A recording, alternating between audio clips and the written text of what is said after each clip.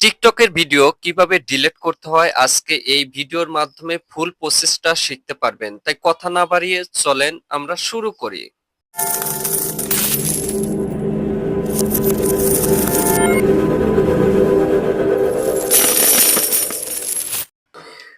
টিকটকের video delete করার জন্য আমরা সর্বপ্রথম চলে যাব টিকটকের যে অফিসিয়াল অ্যাপস রয়েছে, অ্যাপসে আমরা প্রবেশ করব।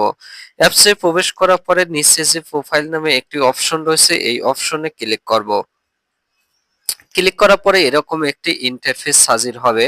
তারপরে আমরা ধরুন নিচের এই শেষের একদম শেষের এই ভিডিওটি আমরা ডিলিট করব, তার জন্য ভিডিওর উপরে ক্লিক করতে হবে।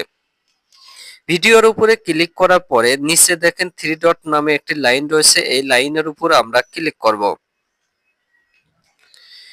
এই লাইনে ক্লিক করার পরে একদম নিচে দেখেন কিছু অপশন রয়েছে, এই অপশনগুলো আমরা বাম দিকে স্ক্রল করব। বাম দিকে আমরা এই অপশনগুলো টেনে স্ক্রল করে নিয়ে আসব।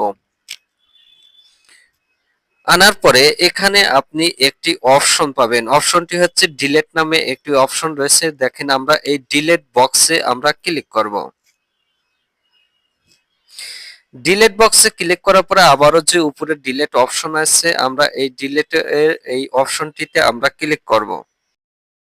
ক্লিক করলে আমাদের ভিডিওটি কিন্তু ডিলিট হয়ে যাবে। দেখেন আমার ভিডিওটি কিন্তু এখান থেকে ডিলিট হয়ে গেল। এভাবে টিকটকে যে কোনো ভিডিও আপনারা খুব সহজে ডিলিট করতে পারবেন।